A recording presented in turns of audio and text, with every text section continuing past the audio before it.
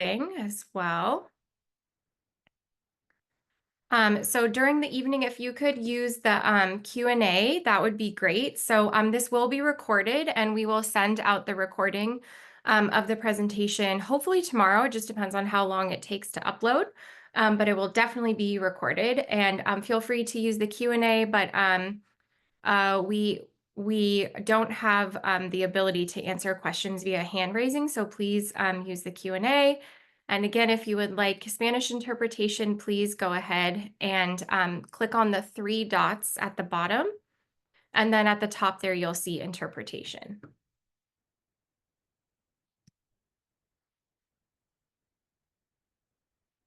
Okay, well, it looks like we have a good amount of people here. So let's go ahead and get started. So thank you for joining us tonight to hear more about the CSU application process, specifically from San Jose State University, and then also the UC application process, specifically from University of California, Santa Barbara. And so to get started, we're actually going to start with San Jose State University. So we have Axel Garcia here. So Axel, did you want to start sharing while I turn the slides on for us? Sure, let me go ahead. I can't turn on my camera. Says the host has stopped it. Okay, so sorry about that.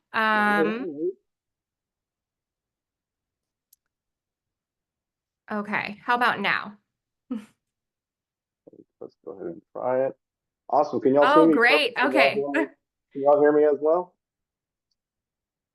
I'm gonna take that as a yes. All right. Thank you, everyone. So yes, my name is Axel Garcia. I am from San Jose State University. I've been at San Jose State for about 3.5 years now. Currently, my current role is I work with non-resident, out-of-state, domestic, and transfer students. So today in this application, we will be talking about not only the freshman requirements for the admission application, but also the transfer. So for some reason, you are a transfer student, we will be talking about the two demographics today. So moving on to the next slide, we will be talking about the admission requirements, and all that information can be found on our website, sjsu.edu/admissions. I highly encourage all of you to meet with your high school or community college counselor to verify that you are eligible to apply for fall of 2025 admissions. Now, I also do want to clarify that we also offer pre-admissions counseling on a drop-in basis Monday through Friday. Now, moving right along, I want to clarify that the first deadline is December 2nd. If you can go ahead and go on to the next slide, please. And please complete your application at calstate.edu/apply.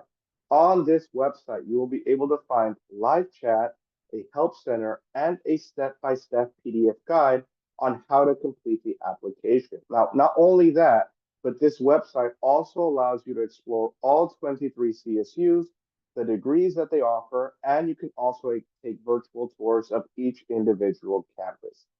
Now, moving on to the next slide. As you prepare to apply, I do want to clarify to make sure you have the following information by your side. You'll need to have your unofficial transcripts, as you will be manually entering in all of your coursework into the application. Now, a full checklist can be found at calstate.edu/apply. An important note for high school students: if your school uses the californiacolleges.edu or CCGI portal, you will need to launch your application from there first. For transfer applicants, if you're using the CSU Transfer Planner, you can directly input your academic information into the application. Now let's go ahead and take a look at what this looks like. Moving on to the next slide.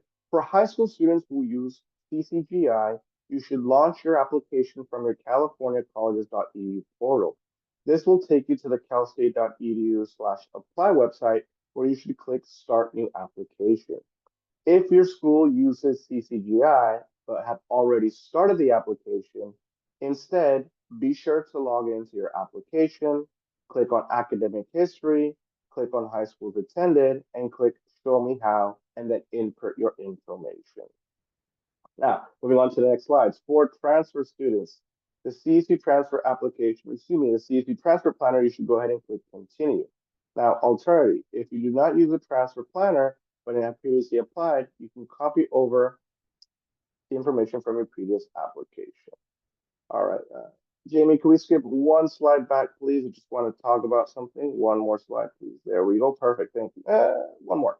Let's go one more forward. Sorry about that. One more. Awesome. Thank you. Sorry about that, folks. For those who do not use a transfer planner or CCGI, the first step to apply will be creating your account.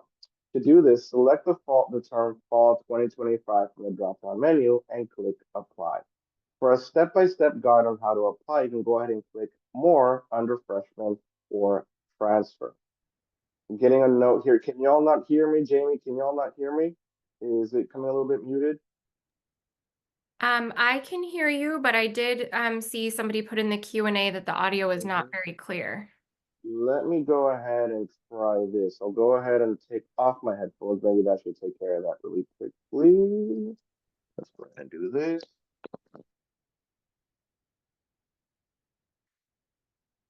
And then Axel, when you get a chance, we did have somebody ask in the Q&A, what is CCPI? Or I think it's Yeah. CCGI. So it's CCGI. It's a program that most high schools are doing this year. Specifically, it's a more easier way to apply through the Cal State Apply application. If your high school doesn't use CCGI, it will be noted, so the student will still have to go manually in instead of through the CCGI route. I believe Mountain View is not one of those schools that uses CCGI, correct? We do not have CCGI for Mhm. the CSU application, but we do for the UC application. And so we have been helping students input their courses. So essentially, if you have any younger children in your house that have already graduated high school and gone through this process, it's the same where they just enter in all of their coursework. And your So audio is much better now, so thank you. got that. Awesome. All right, perfect. So with that being said, so unfortunately Mountain View does not use CCGI. So I'll refrain from speaking about CCGI. So in this particular case, the student will have to go in manually input all the courses. So let's move on to the next slide. So you will have to complete the extended profile, which will ask the student for your educational goals. Pay close attention to this portion, as this is one of the most important sections of the application. The application questions will vary based on how you complete the extended profile. For high school students, you must select first bachelor's degree as the educational goal and graduating high school senior or equivalent. Please do not select dual enrollment, as this is not in reference to students who are currently dual enrolled in community college. If you have earned college credit from a community college or university course, enter yes on the college credit section.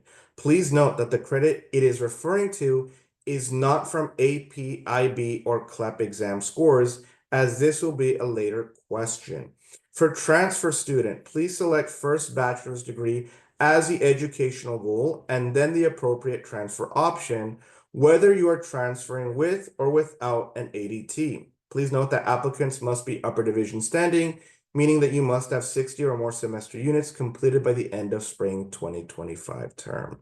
Now, moving on to the next slide. Once you have completed the extended profile, you will then select the CSUs and the majors that you're applying to on the Add Program section. Go ahead and type in the name of the school or use a filter and select it to see the available programs. Click on the plus sign to choose a program or click in the name of the program to learn more about it. Now, I do want to clarify that San Jose State University will require students to select both a primary and an alternate major. Please note, highly impacted programs will not be available as an alternate major option. So to clarify on this specifically, majors such as computer science or engineering, you cannot choose engineering as a secondary option, and you cannot choose computer science as a secondary option as well. You can only pick computer science or one concentration of engineering. Computer science and engineering are our most impacted and competitive programs at San Jose State. As such, we do not allow these majors to have a secondary major option when you're going through the application. Now, moving on to the next slide. After you have selected all the schools you wish to apply to, you will select continue and be taken to this page that you see on screen that shows you what you selected, and you will select continue my application. So as you see on screen, this particular student has decided to apply to San Jose State and San Francisco State. So it's two schools that the student will be applying to, and the student, to continue on with the application, would click on continue to my application. Now, moving on to the next slide, the application is just 4 sections. So it's personal information, academic history, supporting information, and program materials. If for some reason you've realized you've made an error in your extended profile, you can click the drop-down arrow near your name and make the adjustment before submitting your application. Again, I want to clarify that there is a full step-by-step guide that can be found at calstate.edu/apply. All right, so let's go ahead and start with the first section, which is the personal information section. So this will ask you to verify the information in your profile, as well as provide the opportunity to include a preferred or alternate name. So you will have to place your full legal name in this section. However, if the student has a preferred or alternate name, they can indicate that information as well in this section. Now, moving on, this will also ask you for you to state your citizenship and residency. For students who are undocumented or AB 540, please select none. Now, please note that this information only goes to the campuses that you're applying to, so that they may provide you with the correct resources and assistance through the application and eventually enrollment process. This application, or this section of the application, will also ask you for your financial information and household size. Please discuss with your parents/guardians to enter the information as accurately as possible. Moving on to the next slide. For the next part of the application, it's the academic history section. Please pay close attention, as these next sections will vary. So let's go ahead and start with freshman application. Starting off with the freshman application, academic history will ask you to enter in all your A through G courses, including the 12th grade courses in progress and planned. If you've indicated that you have earned college credit in your extended profile, then you will see the colleges attended and coursework section. Moving on to the next slide. For high school students whose schools use the CCGI, you must import your californiacolleges.edu information. I know Mountain View doesn't do this, so we'll go ahead and skip that specific section. However, I do want to clarify that on this screen, on the high school's attendance section, you will click show me how to import your information. So that's, again, if you use the CCGI. I just want to give you the basics when it comes to this, as hopefully in the future, Mountain View may become a CCGI school, but this is basically how it would function if you were under this program specifically. Let's go ahead and go on to the next slide. If the school is not using CCGI, you would go ahead and enter in all the high schools attended within and outside the United States. Select which high school you will graduate from and when. If you attend a high school outside of the United States, you must enter in the GPA of your international coursework on the academic information section. Let's go on to the next slide. If the student has taken college courses, you would next enter in the colleges attended. If you're currently taking courses at San Jose State University through the Steps to College program, please select no for the degree question. Please note that this section will only appear if you've indicated that college credit was received in your extended profile. All right, let's go ahead and hit on to the next slide. If your high school does not use the CCGI, which Mountain View does not, you will need to manually enter in all of your A through G courses. I think we go ahead and go on to the next slide, please. There we go. Perfect. As I was saying, if your high school does not use CCGI, you will need to manually enter in all your A through G courses taken and enrolled in from 9th to 12th grade by grade level. 12th grade grades, that's a tongue twister there, should be listed as in progress for fall and planned for spring. Any college courses taken for A through G credit should not be listed here, but rather in the upcoming college coursework section. If a course is repeated, enter only the new grade. However, if there is not a new grade, yet enter both the grade received and the current course as in progress/planned. Now you have a question, so the California College.edu, my data portion of the extended profile. This is the same as CCGI? No, it is not. Let's see here. Another question says, my child is a senior and is dual enrolled in community college. In addition to our high school diploma, She will also receive her AA from the community college. Does this affect how she applies to the CSUs? In a matter of speaking, yes, because she will have to indicate all community college courses that she's taken. However, in terms of the overall application of how it might look for her, for us at San Jose State University, she will look more competitive. So across the board, yes, it will affect how she applies to the CSU, as she has to indicate all those community college courses that she's taken and at which community college she has taken them at. Sorry, that was a mouthful. Let's go on to the next slide. This is what I was talking about in that previous question. You will enter in your college coursework exactly as shown on your transcript. And once again, this particular section will only appear if college credit was indicated in the extended profile. So this is why I said it was important for the student to really go through the extended profile and look through it carefully, as if the student has taken community college credit while in high school, this section will pop up for the student. All right, let's go on to the next slide. I also do want to clarify that SAT and ACT test scores are not required or considered for admissions eligibility. If there are test scores that you would like to share, you can do so here as you see on screen. I do want to clarify that official test scores should not be sent prior to receiving your admissions offer.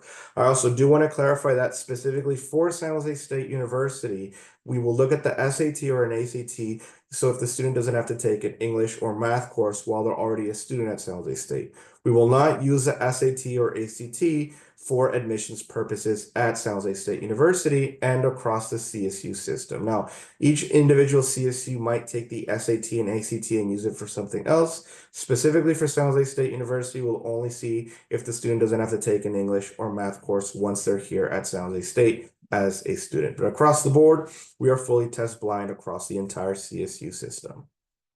Now, please verify that the minimum A through Gs are met and manually update if necessary. If the minimums are not met, as you see on screen, go ahead and click Update A through G to manually change. Now, as you see on screen, here's what you would have to manually assign / edit the A through G subject area to the appropriate course or exam if applicable. Click Save once done to proceed to the next section. Now, the next section of the application is supporting information. Now, this mainly consists of the EOP application. EOP is the CSU Educational Opportunity Program that supports first-generation and low-income students through a variety of workshops, special ed advising, and sometimes financial assistance as well. As EOP is an immersive program that supports you from the summer before you start at the CSU all the way to when you graduate, the only time you can apply to be part of the program is during the application for CSU admissions. A full guide on how to complete this section can be found at calstate.edu/apply, as additional documents will be requested by January 31st. Now let's see, it says, I've got a question that says, is it better to submit SAT scores even the score isn't well? That is up to you if you want to submit SAT test scores. As I mentioned previously, it is not a requirement for you to submit SAT or ACT test scores. Have another question that says, I missed the answer to my question. No worries. In my data portion of the extended profile, do I need to do anything with this section, or do I ignore the californiacolleges.edu in my data section? So I wouldn't say ignore. This is more of an extended question. So what I'm going to do for you is I'm going to drop my email for you in the chat directly. That way you can reach out to me. We can maybe set an appointment so that I can see what's going on with your application. All right, so shoot me a quick email. All right, moving on to part 3, or excuse me, actually part 3. Can we go back one more slide, please, Jamie? Sorry about that. Thank you, appreciate that. So the application consists of several short answer questions regarding parent/guardian information, financial information, and personal questions regarding your goals in education. EOP also requires 2 recommendations from a teacher, counselor, or non-family member or friend who can speak to your academic performance. These are not letters, but rather a form that would be completed on your behalf. To request the recommendation, you will need to enter in the name and email of the teacher, counselor, or individual who complete the recommendation for you. This is the only section where recommendations are required. Recommendations and personal statements are not required for CSU admission. So let me go ahead and rephrase that or reiterate that again. EOP is the only section where recommendations are required. For the overall CSU admissions process, we do not look at test scores, letter of recommendations, personal statement, or extracurriculars. So I do want to clarify that we do not look at any of those sections for the overall CSU admissions. For EOP, you will be required to do a recommendation. So as you see on screen. All right, moving on to part 4. This particular section of the application is program materials. Now, program materials lists all of the schools and majors that you're applying to, as well as a housing questionnaire for each school. I do want to clarify that for students who are applying to our animation/illustration programs, students will also find here the mandatory slide room drawing portfolio. That is correct. So students who are in dual enrollment are not considered transfer students. They are still considered first-year students. What we like to call them is first-year students with college credit. So that's a better way to explain students who are coming in with dual enrollment for San Jose State University. All right, moving on to the next slide. To complete the housing questionnaire, click on the name of the school you're applying to and click on the questions tab. Complete the housing questions. Now, I do want to clarify that this is not the housing application. This is only if you're interested in living on campus. Applications for housing will open after you've been offered admissions and will close in May of 2025. So this is specific to San Jose State University. To complete slide room, click on the slide room tab, read the instructions for the mandatory 3-question drawing portfolio, and click on the link to open the website to complete the prompt. Animation/illustration requires a portfolio to be completed for admissions consideration. So to clarify, animation and illustration is the only unique major that requires a drawing component to the application that you see on screen. So this is where the student would go ahead and complete that component integrated into the CSU application. And again, this is specific only to San Jose State University. So if the student selects San Jose State University animation and illustration, they have to go ahead and complete this slide room exercise, and it is part of the admissions requirement for animation and illustration. Now, after you've completed this, you are done. The application is complete and you're ready to submit. However, before you click submit, review everything you have entered to ensure it is accurate to the best of your ability. I do want to make you know that you all know that changes cannot be made after you submit your application. So it is crucial that you look through everything with a fine-tooth comb, as again, you cannot make any changes after you submitted your application. So let me go ahead and say, will you come in on recruiting for athletics and SJSU application order? So in terms of recruiting for athletics, that's going to be done through our athletics program. Because we're an NCAA Division I, the majority of or all of our students who are interested in playing a sport for San Jose State University do have to complete an NCAA profile and then work directly with our coaches. I'm gonna go ahead and pop a link or a website, excuse me, in the chat so you can check out that specifically as well. All right, let's go ahead and go on to the final step. So when you click submit, you will see all of the programs that you're applying to and a fee estimate. Go ahead and click on check my fee waiver status to check if you're eligible for a fee waiver based on the information you provided. If eligible, you can apply to 4 CSUs for free.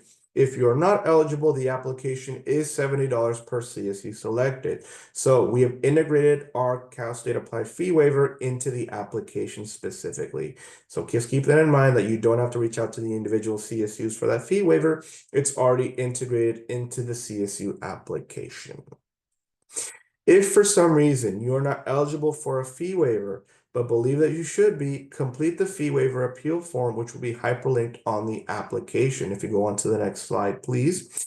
Please be sure to apply as early as possible, or excuse me, please be sure to apply early, as if you must submit an appeal form, you will need to send it to the admissions offices of each CSU you're applying to. Refunds are not provided after the application has been submitted. So basically, in a nutshell, what this is saying is, if for some reason you see that you're not eligible for the fee waiver, but believe that you should be, you do have to complete this fee waiver appeal form, which again, it's hyperlinked within the application. If for some reason you do believe this is the case, make sure you submit that fee waiver form as early as possible. As again, some CSUs may have an extension on the overall CSU application deadline, other CSUs will not. At San Jose State University, we close all of our applications on December 2nd. However, I know certain schools such as San Francisco or East Bay may extend it to December 15th. So again, that's why we say that you apply early or you submit this form early as possible in the case if you do not get the fee waiver appeal form. Let's go ahead and see here. A question says, if you apply as an undeclared student, how and when do you select a major? Are all majors an option for an undeclared student, or there are some that are unavailable? So with that specifically, if a student is admitted to San Jose State as an undeclared, they will have a year to discern what major they want to be. In the particular case, if a student wants to do one of the computer science majors or engineering, they will have to work with the department to take those courses while they're an undeclared. So, for an example, some of our students who are wanting to switch into computer science have to take computer science 46A, 46B, and 46C, and then have a GPA of 3.8. So, it's going to be up to the department at that point to see if the student will be allowed to switch into the major, and they might have to do some groundwork and take courses within the major as an undeclared. From there, the department is the one that's going to decide if they're going to be allowed to switch into that major or not. Right? So that's how that basically functions as undeclared at San Jose State University. All right, so at this time, be sure to meet with your counselor if you have not already done so to verify that you are on track to meet the admission requirements. Review the application guide at calstate.edu/apply. We will put in the links in the chat. I will go ahead and do that, not we, it's only me. And then a recording of this presentation will also be available that Jamie will provide to all of you as well. Now, I also do want to clarify that starting in December, please begin to apply for financial aid. More information and support can be found on our financial aid and scholarship website. Lastly, and incredibly important, 1 to 2 weeks after you complete the application, keep an eye out for an email from us to activate your My SJSU account. Through this account, we will send you admissions-related messages and deadlines.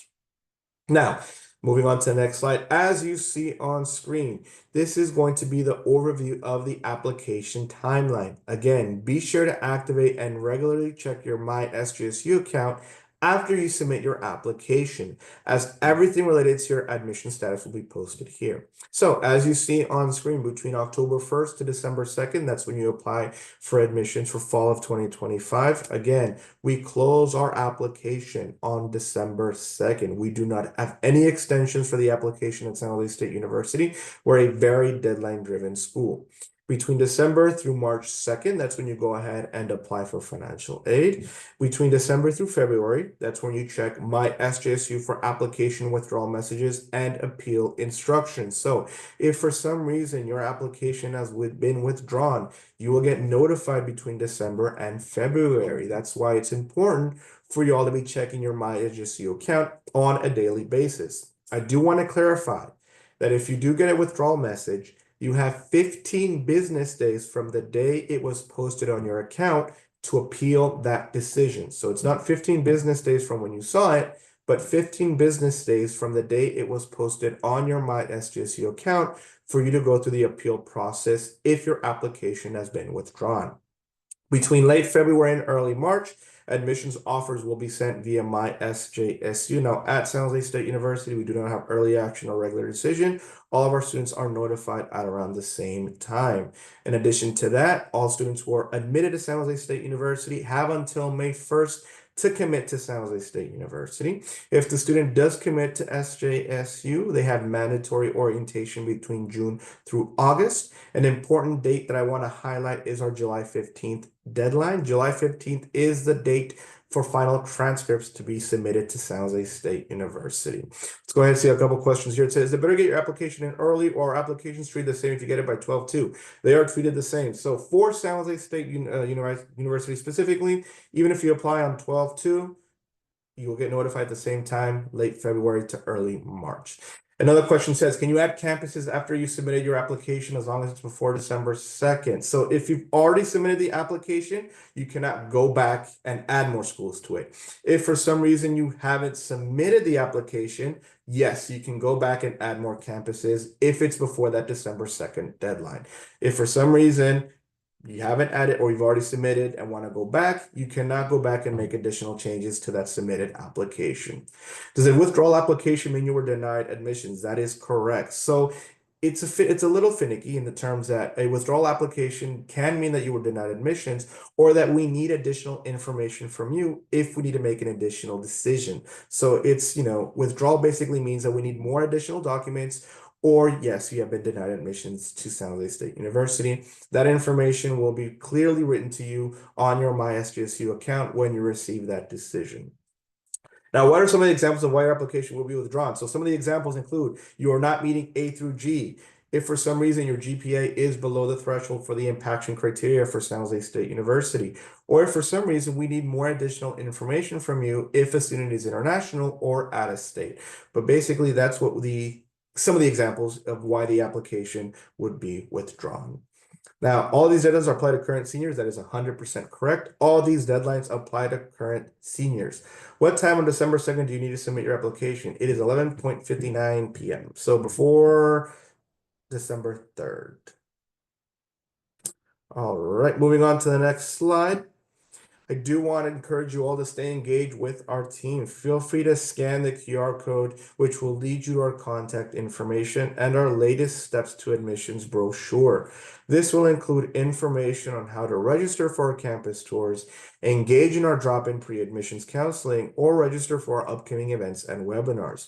We will be hosting on-site and virtual presentations on our admission requirements and the Cal State Apply application. So if for some reason you still want to come or want to join one of these presentations, we will be hosting a Cal State Apply presentation specifically over Zoom. So this is not the only opportunity for where you can see this on screen. We will be hosting them at San Jose State over Zoom. We also are going to be hosting our fall preview day on Saturday, November 2nd. And basically our fall preview day is our open house at San Jose State University. Now, with that being said, Jamie, I think we have a few minutes. We actually have quite a few minutes for questions. So Jamie, I'll give it back to you to see if there's any additional questions that you or the team might have.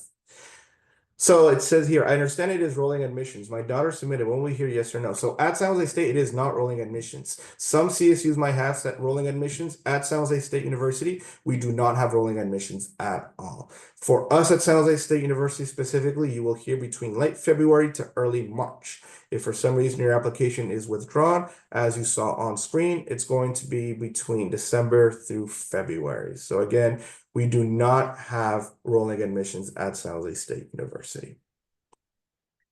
Yeah, thank you so much, Axel. So yeah, just some CSUs, there are 23 different CSUs within the system. So some of them do have rolling admissions. San Jose State is not one of them, however. But if there are more questions, please definitely feel free to put them in the Q&A. And then I did also just want to highlight that we do have application guides for both the CSU application, the UC application, and the Common App application that live on the respective Mountain View High School and Los Altos High School College and Career Center sites. And we have been emailing those to your seniors every week for the last couple of months. So just know that this isn't the first time that your students are getting this information as well. Anything else? Any other questions in the Q&A or anything else, Axel, that you wanted to share? Yeah, if we go on to the next slide. So if you are interested in coming to San Jose State University or have questions or concerns about the overall application process, about the admission requirements, highly encourage you all to reach out to us over our email, outreach@sjsu.edu. If you are going through the application and you encounter an issue or you just have a question, you're more than welcome to join our virtual front desk at sjsu.edu/soar. We actually encourage students, if they have application questions, to go to our virtual front desk, as you can share your screen and we can see actually what's going on the application. So if you do have application questions that are specific to you, please visit our virtual front desk. That is the best way we can assist you. We have a full crew of counselors that are ready to assist you versus our virtual front desk. It is open Monday through Friday. It is closed, take that back. It is open Monday through Friday. However, it's closed on Monday, 8:30 to 12, and then it opens from 1 to 4:30. And then it is open Tuesday through Friday, 8:30 to 4:30. We do close it for lunch from 12 to 1. But other than that, we do offer it Monday through Friday at San Jose State University. Or if for some reason you want to bring your laptop and have an assistance in person, you're more than welcome to do that. No need to make an appointment, no need to do anything like that. You just come in, we do take walk-ins at San Jose State University, and you can bring your laptop, and we can assist you with the application as well. If you're interested in taking a campus tour, that's our tour website right there. I encourage you all to come to our fall preview day. It's going to be this Saturday. I've realized it's just about to be November, so in about 2 days. So it is this Saturday, November 2nd at San Jose State University. And again, we will be having all of our departments outside ready to talk to you if you have any questions that are specific to your major and your department. Let's go ahead and see here. It says, if you don't meet the current year's impaction cutoff score, will you 100% know via withdrawal notice or via rejection later? So if for some reason you do not meet the impaction criteria for your desired major, we will look at your secondary major of choice. So in most cases, students who do not meet criteria for their first degree of choice will most likely meet their second degree of choice, and they will get notified that they've been admitted to their second degree of choice. If for some reason a student has not met both the criteria for the first or secondary major, then they will go ahead and be given a rejection or withdrawal of admissions letter through their My SJSU portal. So again, to clarify, students will, if the student is not admitted into their primary major, they will be seen if they're admitted to their secondary major. If they are admitted into their secondary major, they will go ahead and be received a notice that they've been admitted to their secondary major. If for some reason a student has not been admitted to their primary or secondary major, then they will be notified that their application has been withdrawn.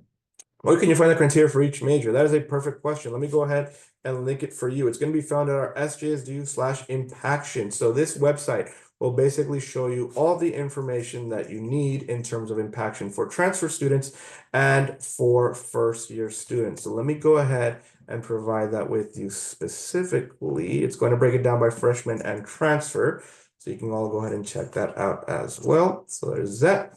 Let's see another question that I see on screen that says, if you did accelerated math with algebra in middle school, do you need to do anything to add that in? If you don't mind me asking, what level of algebra? Typically, when it comes to 3 years of math, we require Algebra 1, Geometry, and Algebra 2. If a student has taken algebra in middle school, yes, you are required to indicate that, as we still need to see that the student has taken algebra. So it says, I'm looking to apply for pre-nursing and SU does offer it on the CS application, but wondering why some schools don't have on the CSU application. I can't speak for other schools. I can only speak for San Jose State University. I don't know why other schools don't have it on the application. So with that being said, pre-nursing undeclared is the way you want to apply into if you're looking into our nursing program. Graduating high school students have to apply into pre-nursing undeclared. If a student is admitted into pre-nursing, it's 2 years of prerequisites. They go ahead and do the prerequisites, 2 years of prerequisites, and they prepare for the exam. If they are admitted into the nursing program at San Jose State, it's going to be an additional 2 years for a grand total of 4 years. In terms of programs that we offer for nursing, we do have RN to BSN, then BSN programs as well at San Jose State University. So sorry, Grace, I can't speak to the other CSUs as to why they don't have it on the application. I can only speak for San Jose State University. If for some reason there is an issue and you can't see it for other CSUs, that's where you would have to go out and reach out to the help desk specifically, or reach out to those individual CSU campuses as to why they have that section. Now, I do know, for example, East Bay only takes schools or only takes applications for pre-nursing undeclared within a certain criteria. So maybe that's why you don't see it. That's the only school that I can think of. But other than that, you may have to reach out to the individual CSU campus to know why their application for pre-nursing undeclared is not showing up on the application. The other thing is about that, Grace, is I can link the Axel, you probably know this website better than I do, but the CSU website that links all of the CSU campuses by majors offered. So let me put that in your Q&A as well. Perfect. Thank you, Jamie. Any other last minute questions, concerns, or any other questions that you all might have? Again, I'm here for y'all. This is your time. I'm here to make sure that you all feel supported through this application process. As I know, it can be a little bit tedious and it can be a little bit stressful. I'm here to make sure that y'all have an easy time when you're going through the application process. All right, so it says after entering all the course grades on the CSU application, the calculated GPA is much lower than what is on the high school transcript. Does SJC look at the high school transcripts for GPA? We do not look at the high school transcripts for GPA. We will look at what the student has inputted in the CSU application. And if the student has taken any AP, IB, or community college courses, we do take weighted GPA at San Jose State University. We will be looking at their overall GPA, including 12th grade, if they decide to commit at San Jose State University. I would also add to that that the other reason is that on the high school transcript at both Mountain View and Los Altos, we give weighted credit to some honors classes that the UCs and CSUs do not give weighted credit to. So biology honors, Spanish 2 honors, just to name a few. So that's why you probably see it go down.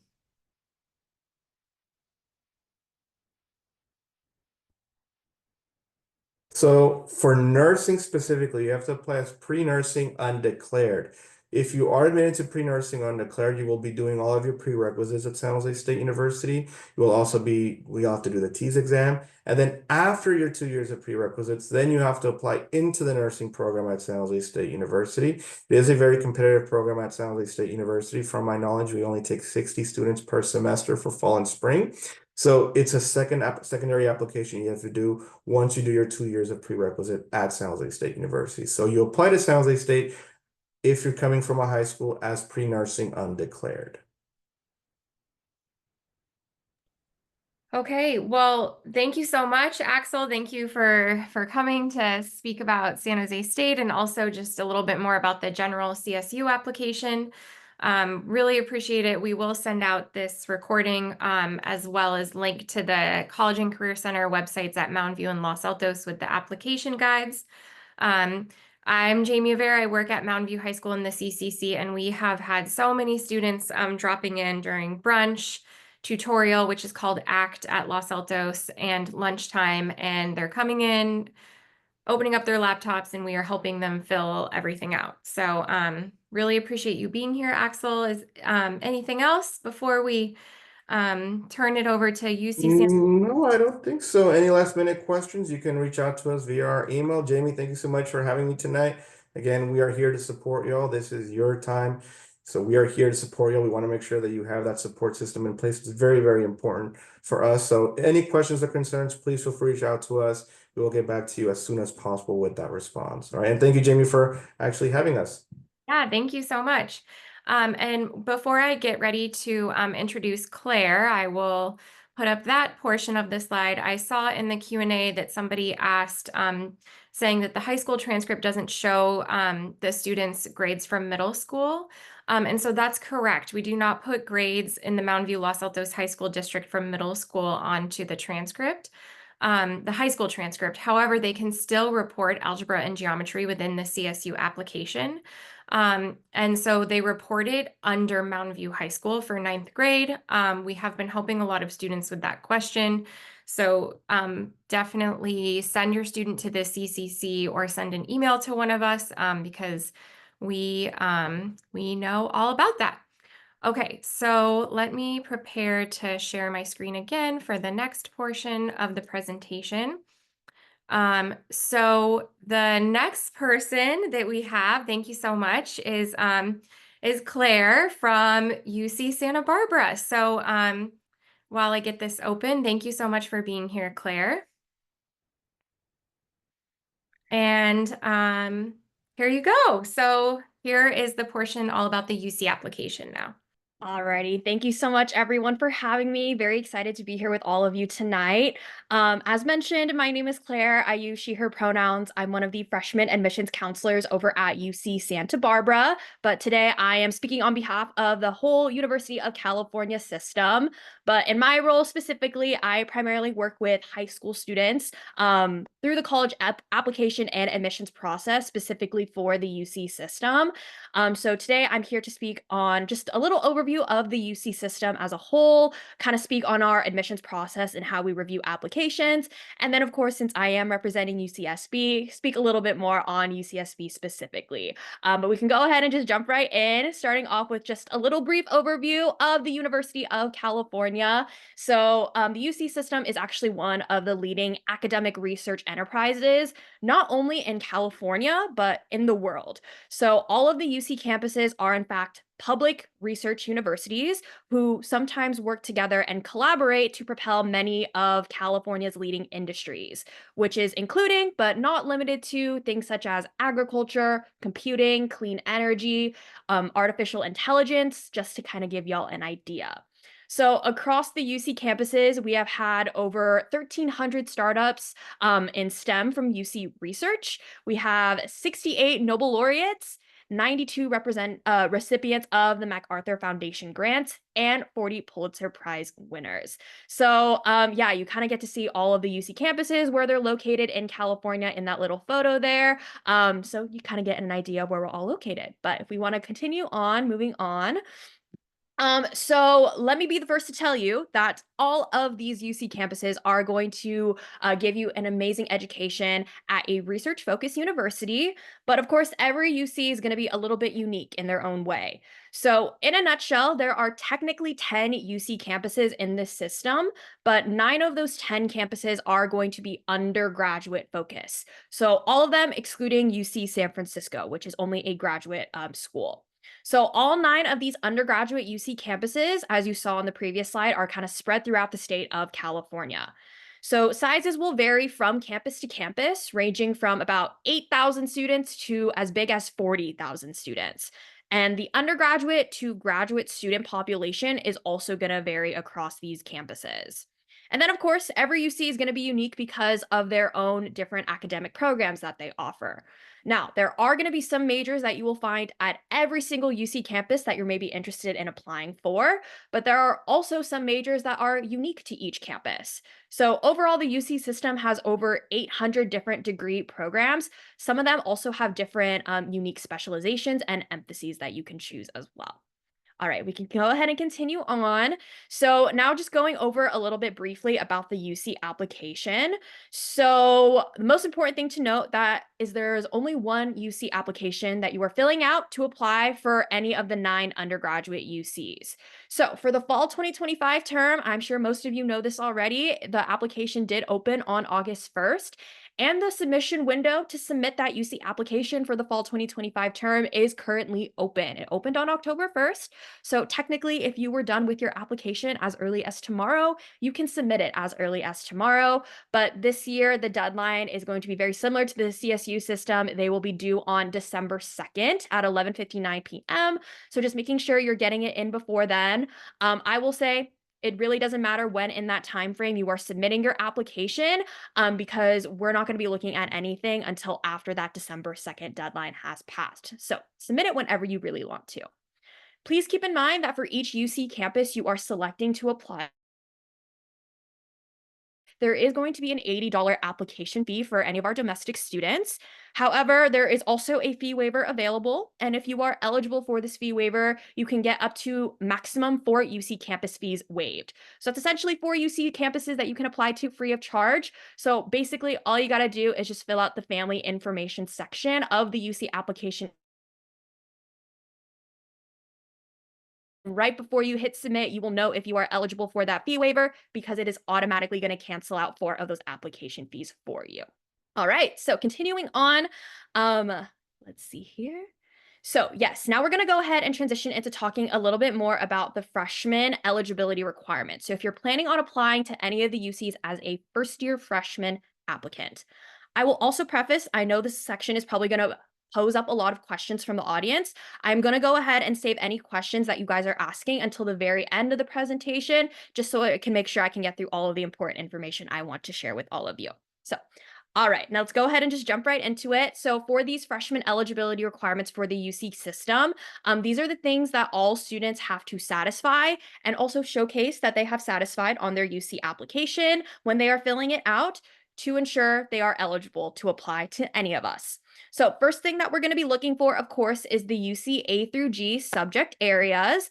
So these are essentially a series of 15 core classes that you're going to be taking in 7 different academic subject areas, as you see on the slide here. And all of these requirements are most likely going to be satisfied by your current high school curriculum. So you'll notice this is your standard history, English, math, science, all that good stuff. You'll notice that on the slide, there are some subject areas that do have a recommended year. Now, those recommendations are there to encourage students to really challenge themselves in subjects, academic subjects that they feel they can be successful in, so that it helps to add additional value to their overall UC application and help make them more competitive applicants. But I will share, just for the sake of making sure you are minimally eligible, you do just have to complete the required minimum years that you're seeing on the slide here. But again, those recommendations are there for a reason. All right, we can go ahead and move on to our next eligibility criteria, and that is going to be the UC GPA. So this is going to be slightly different from the overall high school GPA. Now, essentially, the way we calculate the UC GPA is that we take the grades you earned in your sophomore and junior years of high school in those A through G specific courses. We'll also include any summer coursework you have taken. So if you took any summer classes the summer after your freshman, sophomore, or junior year, those will be counted and calculated into your UC GPA. It is also a weighted GPA. So if you did take any honors level courses, AP or IB, maybe dual enrollment or community college coursework during that sophomore, junior year, you will receive an extra point to help boost up that GPA up a little more.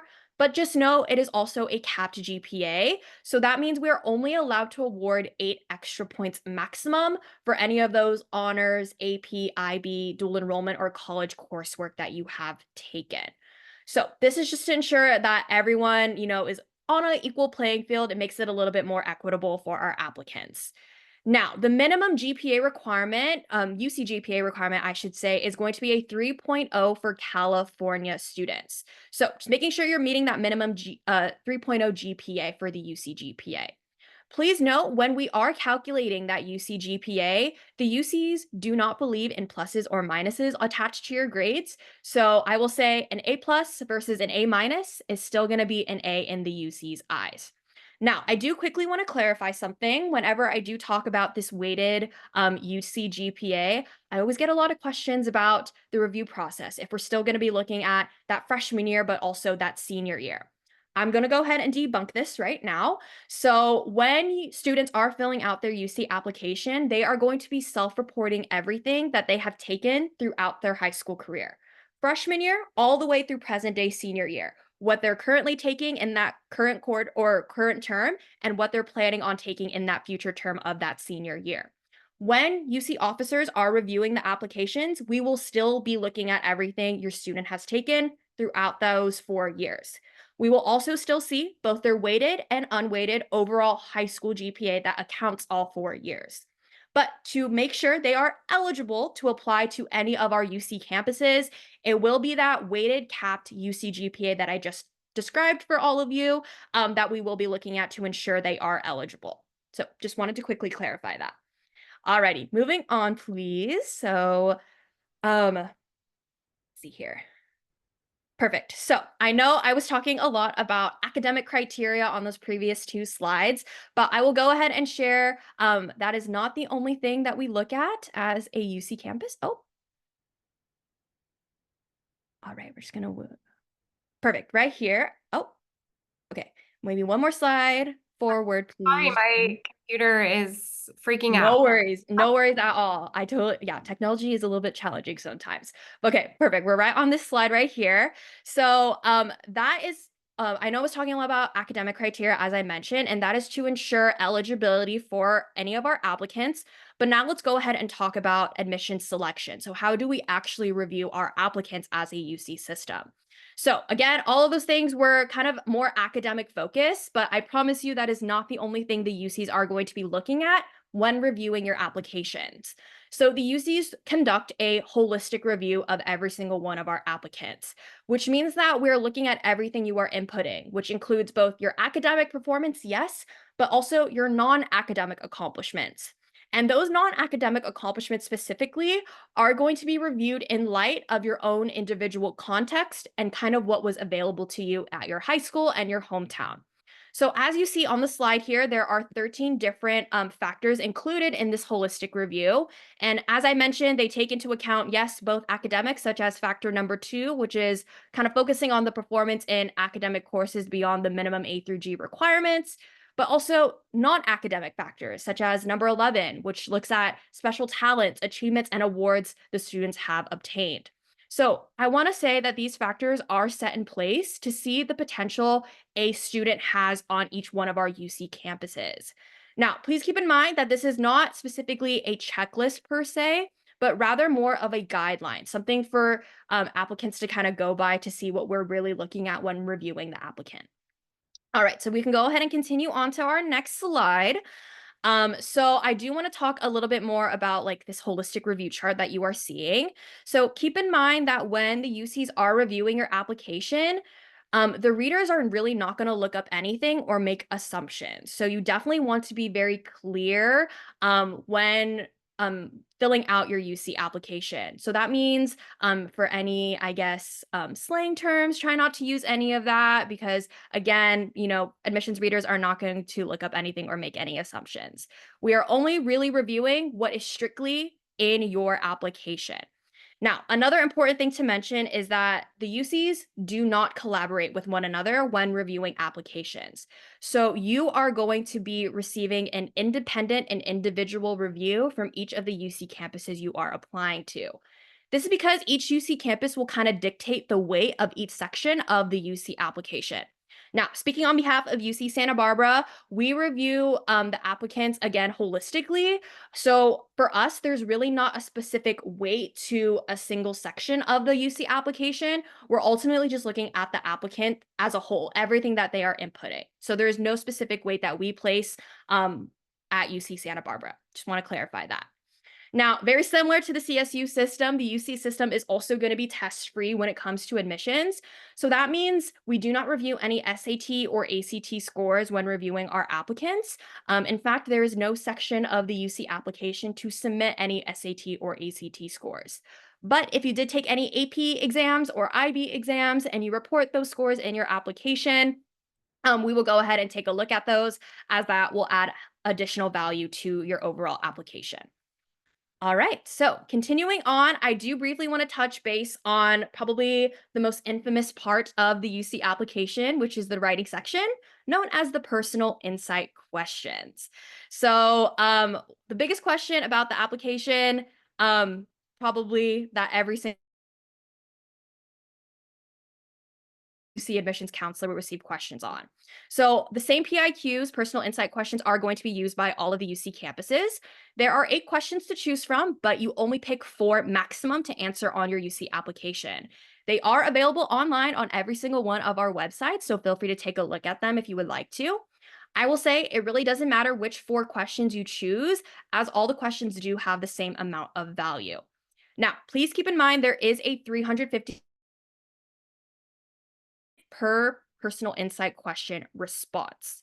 With that said, this is my biggest piece of advice when it comes to the personal insight questions, and definitely a big mistake I see a lot of students make when responding. The personal insight questions are not personal essays, so they should not be treated like personal essays. They are more of a formal interview on paper.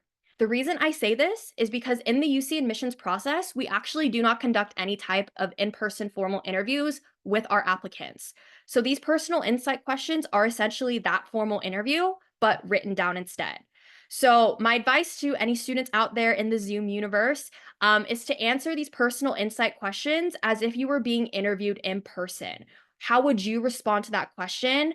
What would you be telling the interviewer? But instead of actually verbalizing your answer, you're going to be writing it down instead. So that is my biggest piece of advice when drafting those responses up. I also want to say definitely be selfish and use those I and me statements. We want to learn more about the person we are reading about. So definitely talk about your experiences and what you went through. The more about you, the better. Again, the admissions officers want to know about your personal experiences as the applicant. Alrighty, continuing on. So these are going to be some of the most important deadlines for especially fall 2025 specifically. So as mentioned earlier, the submission window to submit your UC application is currently open. And the deadline, again, the very last day to submit is going to be on December 2nd. If you are planning on applying for any type of financial aid, so whether that's through the FOSFA, the Federal Free Application for Federal Student Aid, excuse me, or the CADA, the California Dream Act application, those applications, as mentioned earlier, are going to be open in December and they will be due on March 2nd this year. Mid-March is when majority of the UCs will be posting those decisions to your applicant portals. So I will ask again, if you are applying to multiple UC campuses, please make sure you are keeping track of all the passwords associated with each of those individual portals because they will be separate for each UC campus you apply for. All right. And then finally, I will say your statement of intent to register deadline. So basically, your yes or no to all of your college admissions offers is going to be on May 1st. And then if you are luckily committing to one of the UC campuses, we will be asking for official transcripts and test scores this summer after you graduate. So just keep that in mind. All right, we can go ahead and continue on. So I do want to leave you with quite a few very valuable resources on our UC admissions website. So as mentioned earlier, the UCs kind of vary across the board when it comes to the different majors and programs that we offer. So to see which majors are offered at each UC campus, we do have that first link available to you to kind of break down what each UC campus does offer. And then we also have different campus programs and support services for each of our undergraduate student populations. So again, to see those, again, that link is available on that resource for you. And then a couple more resources available for you if you do identify as an undocumented student or a veteran student as well. All right, but we're going to go ahead and continue forward. So a couple more resources here available for you. So we do have the link to the UC application up on that first part. And then if you do have any questions that are coming up, any concerns you have when filling out that UC application, I highly, highly encourage you to get in contact with the UC application support line. So their email is available on this slide here for you. And as I mentioned, we do have all of the personal insight questions available online. So we also have a kind of helpful worksheet for students. So if you kind of want to see a little bit of a guide of the things that we're looking for you to talk about in each one of those personal insight question responses, you can take a look at that PDF. It'll have some prompts that will help you when drafting up those responses. All right, but I do want to get a little bit into UCSB specifically because that is the campus that I represent. So I do want to talk a little bit more about, UC Santa Barbara. So as mentioned, we are one of the 9 undergraduate UC campuses. Of course, we do have a pretty unique location. Our location is most likely what we're going to be known for. So as you can kind of tell on the map of California, we're located right there where that little yellow star is, right on the central coastline of California. So we are the UC campus known for literally being right on the beach. So we're nestled between the Pacific Ocean and the Santinas Mountain Range. So our campus is overall surrounded by a lot of beautiful nature. I will say the weather in Santa Barbara is fantastic. It stays like mid-70s year round, even in the winter months. So it's honestly a very beautiful place to spend your college career. And for a UC campus, we are considered to be a kind of mid-sized one. So we do have about 26,000 students in total that attend our university, but 23,000 of those 26,000 are going to be undergrad students. So we definitely do have that undergrad focus. But my personal favorite campus highlight is that we are actually ranked the #5 public university in the nation. So that is something we are very prideful on. But on the topic of some more campus highlights, I mentioned, being part of the UC system, we're obviously a research-focused university. And we are a top research university as well, as we are members of the Association of American Universities, which represents the top 71 most research-intensive institutes in North America. We also do have 7 Nobel laureate winners who are faculty on our campus. So you're getting to work with top-notch leaders in your field at UCSB. We are also home to 12 nationally recognized research centers and institutes that are used by UCSB undergraduate students for any independent research projects that they are working on, which is really fantastic. So you do have access to those research centers that are, again, nationally recognized. And I will say our student faculty ratio overall at UCSB is about 18-1. So even though we do have 23,000 total undergrads, you still really find those opportunities to build those meaningful connections with your professors and also your teaching assistants. Finally, we are 40%, of our undergraduate student body do identify as first generation college students, meaning that they are the first in their family to be attending university and also receiving a bachelor's degree. Now, the reason I'm sharing this statistic with you, it really goes to show that our campus is very, very diverse in every sense of the word, especially culturally speaking. We're actually deemed a Hispanic serving institution. We were the first UC to be deemed that. And we're also an Asian American, Native American, and Pacific Islander serving institution. So I will go to say that our campus community, I think, is what makes our campus stand out. Our community is really one of a kind. You have so many different people from different walks of life coming to our campus. So honestly, you're going to learn a lot, yes, academically speaking, but also just things about life from the people you are getting to share your education with. All right, but we can go ahead and just take a little bit of a deeper dive into all things academics because that's obviously what we're all here for. So I do want to break down our kind of 3 college system at UCSB. So overall, we do have 3 different undergraduate colleges and we'll break each one of those down. Spread throughout those 3 colleges are going to be our 100 plus majors that we offer and 50 plus minors. And 13 of those majors actually offer an accelerated bachelor's to master's program that students can complete in 5 years. So on our UCSB specific admissions website, you can see which one of those 13 majors offer that accelerated bachelor's to master's program. But for now, let's go ahead and take a deeper dive into our first academic college, which of course is going to be our largest one, the College of Letters and Science. This is our largest college because it is home to about 90 plus of our majors. So good amount of them for the most part. So you're really going to find majors ranging everywhere in this college, from the life sciences to the social sciences, fine and performing arts majors. Now, ultimately, all of the majors, specifically in letters and science, are designed to have a very flexible curricula. So this means if students were maybe interested in pursuing a double major or potentially adding a minor or 2, if they do have those multiple academic interests, this is something that is very, very popular and very feasible to do in this letters and science college. We also do have an undeclared major choice that does fall in our College of Letters and Science for those students who truly have, maybe no idea what they want to study by the time they are applying. I will say there is no disadvantage to applying as undeclared at UCSB. In fact, it's actually one of our most applied to majors for our freshman applicants. If you are admitted as undeclared, you will be given up until the end of your sophomore year at UCSB to kind of decide what you actually want to major in. So that's about a 2-year time frame that we're giving you. So if you are coming in as undeclared, you do have a little bit more of that flexibility. Now, ultimately, on speaking from an admission standpoint, if you are applying into a major within our College of Letters and Science, that major choice ultimately is not going to influence or impact your admissions decision at all. This is because we do not admit by major in this College of Letters and Science, which also means that all of our majors here are not impacted in any way. The only exception to this rule are going to be 2 of our audition-based majors, which are going to be dance and music, because you do have to go through that audition process. So as long as you're not applying as a dance or a music major, any other major that you're choosing, if it falls under letters and science, is basically fair game on your UC application. All right, moving on to our second college. This is going to be the College of Engineering. I will say UCSB does have the smallest engineering college out of the entire UC system. As you can see, we only offer 5 different undergrad majors here in engineering, which are listed on the bottom of the screen for you. And those 5 majors are going to be spread across about 1,800 undergrad students, give or take, making our student faculty ratio in engineering specifically about 10-1. So you can kind of tell by those numbers, it definitely is a little bit more of a tight-knit program, which could potentially pose a lot of perks, again, for our engineering students, as you do get to work with your professors, your teaching assistants, and also your fellow engineering majors very, very closely.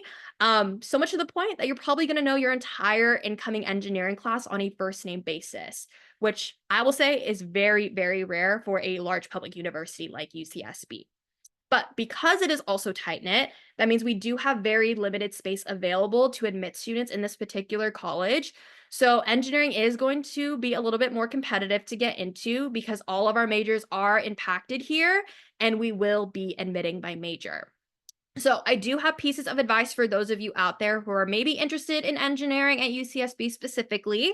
So my first piece is please make sure you are taking pre-calc or calculus before you graduate high school. So that way, when we are reviewing your application, we will see that you are going to be mathematically prepared as an engineering student on our campus.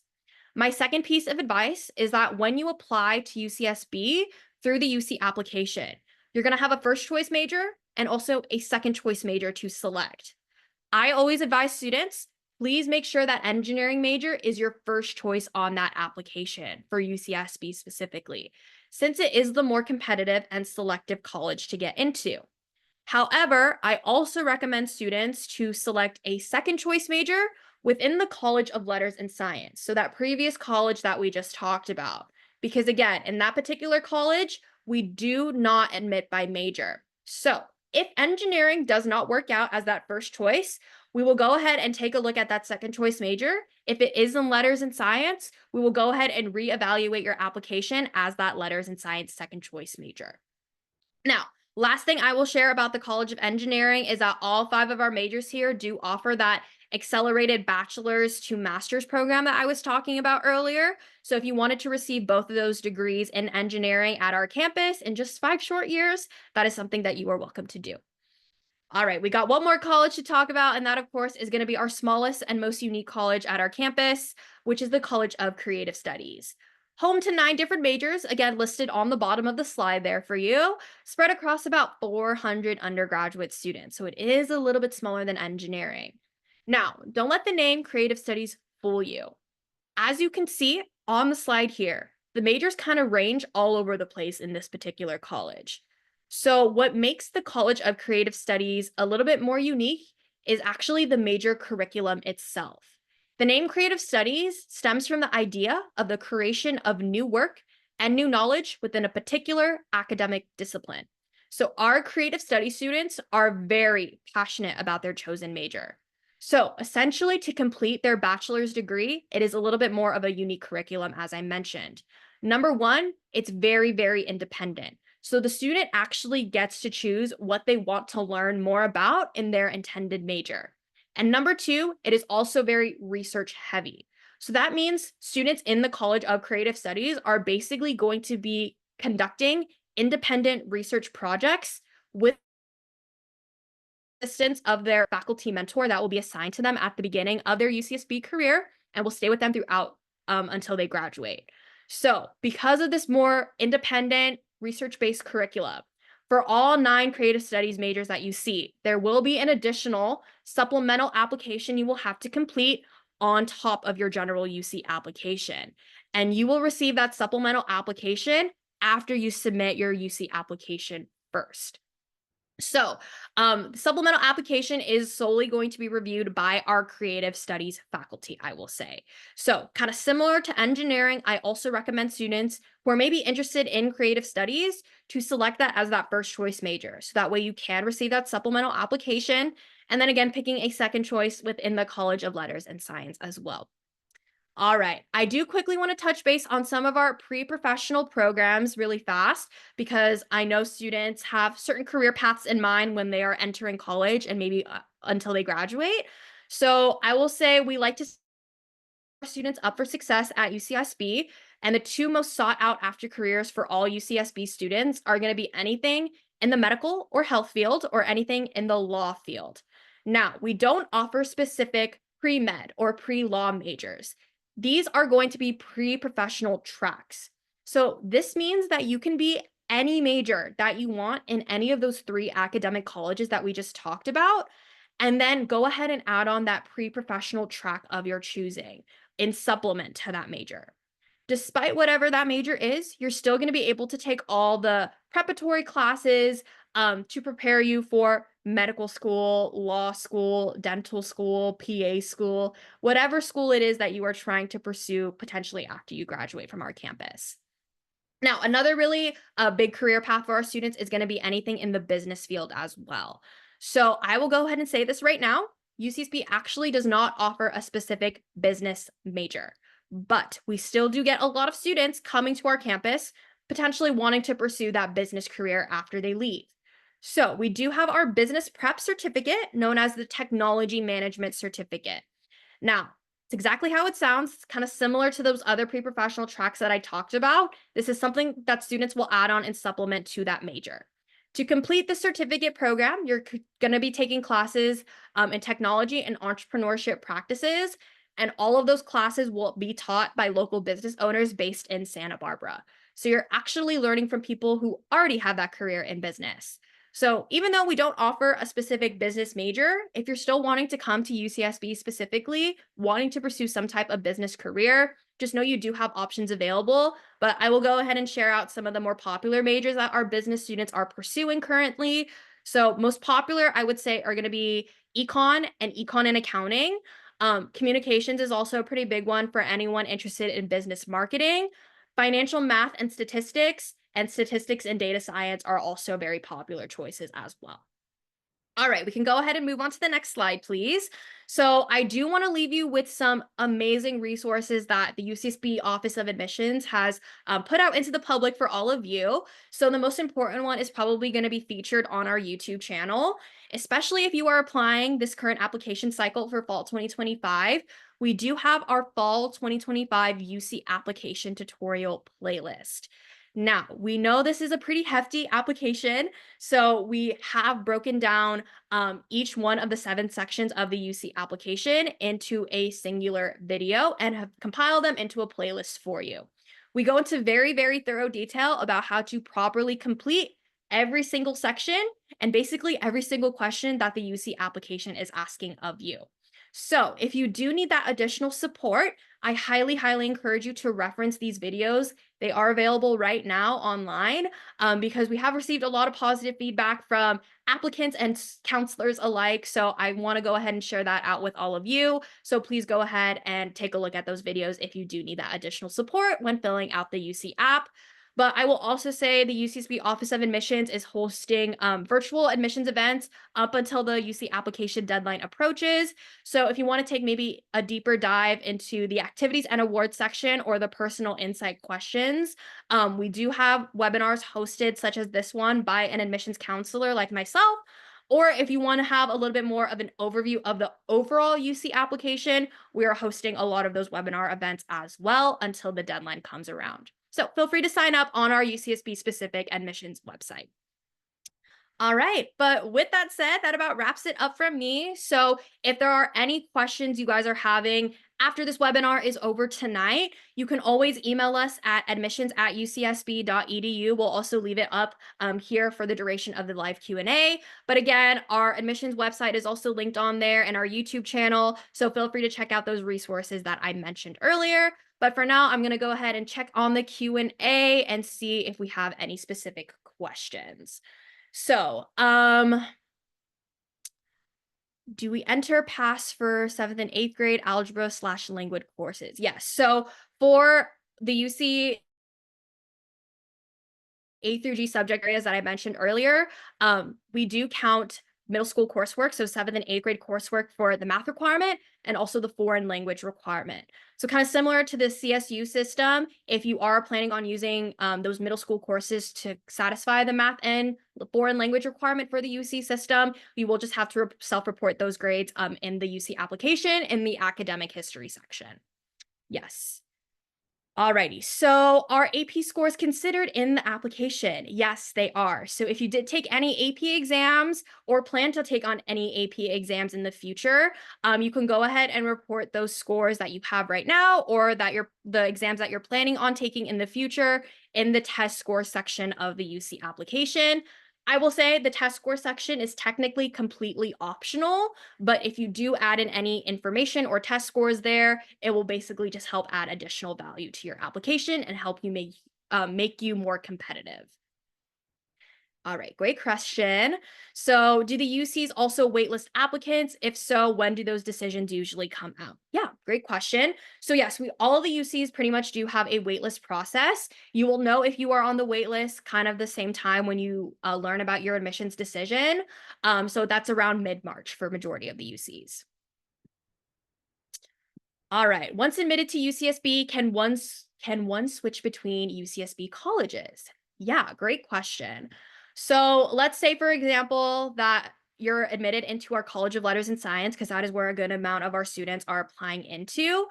I will say if you are trying to switch into the College of Engineering, that is most likely not going to happen. Since it is already a very impacted college for UCSB specifically, we already have very limited space available upon admissions purposes. So switching in between as a current UCSB student is most likely not going to happen. I will say I have seen it happen for very few students in the past. It can happen, but it is never guaranteed. So I always say it's most likely not going to happen. For the College of Creative Studies, we do accept UCSB students on a rolling basis, but you will just have to submit that supplemental application to be admitted fully into the College of Creative Studies. So technically you could get in and transfer into that college as a current UCSB student. Switching majors though within the College of Letters and Science is very feasible and very easy. So if you're switching in between those majors there in Letters and Science, I will say that is a very easy process. Great question, great question. So are you able to choose undeclared as a secondary major if your first choice is engineering? With that being said, will you be able to switch majors or apply into engineering if admitted as undeclared? So yes, I will answer the first part of the question. If you are selecting engineering as your first choice and undeclared as your second choice, that is absolutely fine. If you are admitted into undeclared as that second choice, as I mentioned earlier, trying to transfer into the College of Engineering is most likely not going to happen. I will say it is a very case-by-case basis. It's very rare that our College of Engineering will allow current UCSB students to transfer in. So you can try, but again, it's most likely not going to happen for engineering because it is very impacted. Great question though. Do we need to do a math placement test in the summer before registering for classes? My answer is it depends. So if you are committing to UCSB, we will encourage you to attend UCSB orientation. Depending on your major and what, I guess, high school courses you have taken or AP exams you have taken, you may have to take a placement test, but your orientation leader will let you know during orientation. So you will know after we receive all of your official transcripts and test scores. Great question, though. Does a senior who is dual enrolled in community college and also receiving an AA in addition to diploma affect admissions? So yes, similar to kind of what the Axel said for the CSU system, you will be required to report all of those dual enrollment community college courses, which again is going to help add additional value since the UCs do consider those college level courses as higher level. And then you will also just say that you are receiving that associate's degree and your community college diploma as well. But for the sake of affecting your admissions decision at all, it really won't affect anything, but do report all of that information in the application.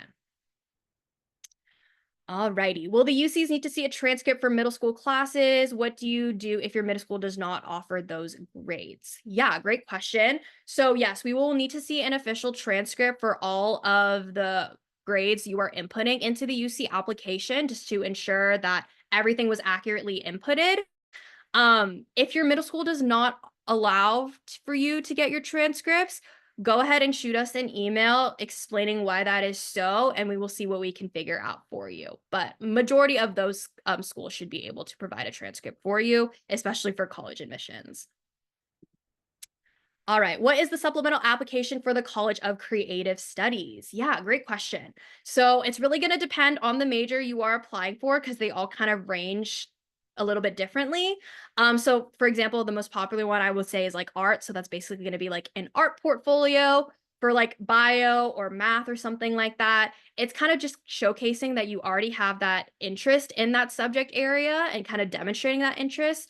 So maybe we'll ask for like maybe an independent research project that you have done in high school or like a paper kind of showcasing, you know, your interest in biology or math.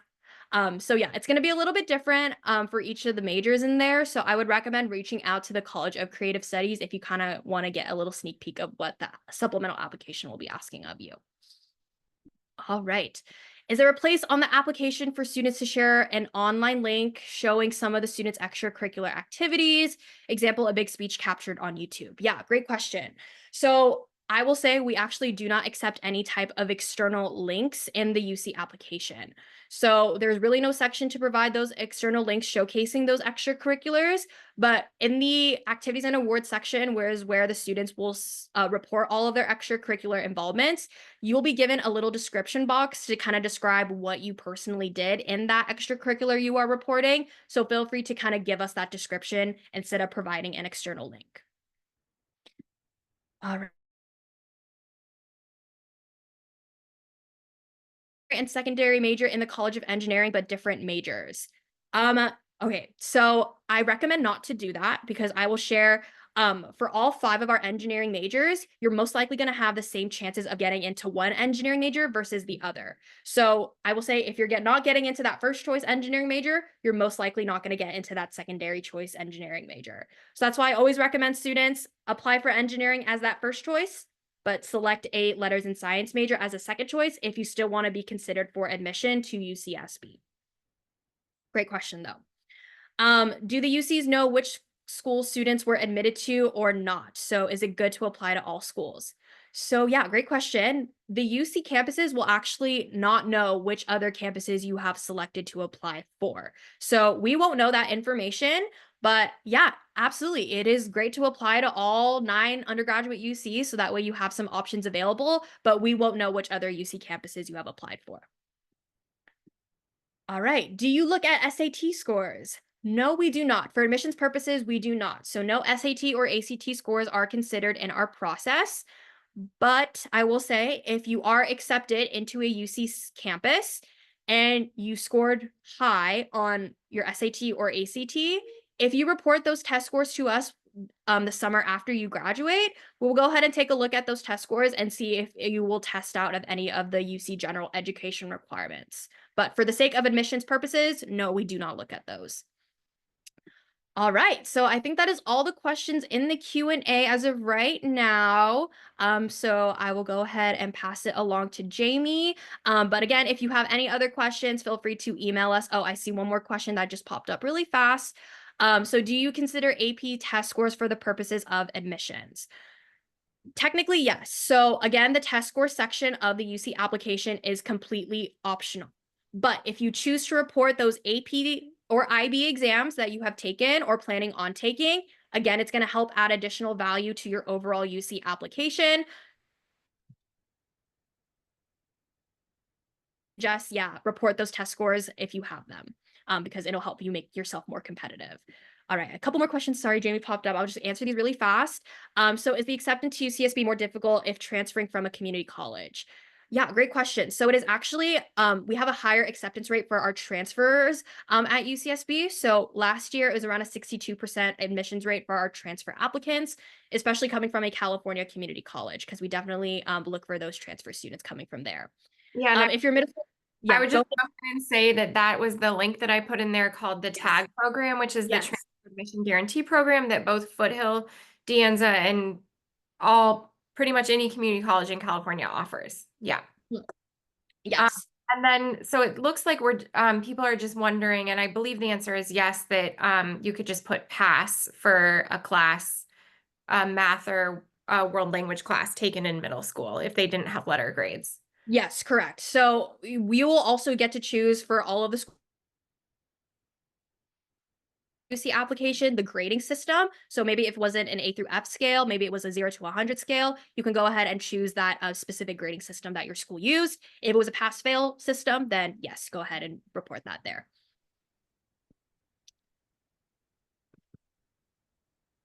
And then can dual enrollment college transcripts be submitted only after acceptance or with the application? So yes, we're only going to be asking for any official transcripts after admissions decisions have gone out to confirm that everything inputted in your application was correct. But similar to what Axel said earlier, I recommend when filling out your academic history section for the UC app to work with an unofficial transcript to make sure you are inputting everything accurately, as will be seen on your transcript, because we will be confirming everything after. And then another middle school question, which is just, yeah, do we report them as pass or no pass since I don't think it? And yes, that is fine. I would also encourage you to have your student drop into the College and Career Center at their respective high school, and we will be happy to, look at it with them together. But in summary, yes. Yes. All righty. Well, thank you all for having me. A lot of great questions asked from the crowd. Glad I was able to answer all of them for you. Again, if you have any questions that are coming up, definitely utilize your college counselors. They are very valuable resources. They know a lot about both the UC and the CSU system. But if you would like to reach out to us personally, any of the UC campuses are great resources. Again, you can email UCSB specifically, admissions@ucsb.edu. I'm sure all of that information will be shared out with all of you after tonight. Yeah, so thank you so much, Claire, for being here from Oh, UC of Santa course. Barbara. Thank you to Axel. Thank you to Angela, who's here interpreting in Spanish as well. And thank you to our families and students and parents who joined. Really appreciate everyone coming here. So I'll share a recording of tonight. It won't have a link to the slides, but it'll be a recording that you can replay. And thank you everyone so much for coming. And just again, please encourage your students to read the emails from the College and Career Center, and also to please come visit us during brunch, lunch, tutorial, and ACT. Send us emails. Lots of them have been coming in, and it's great when they come in with questions. Okay, have a good evening, everyone. Thank you so much.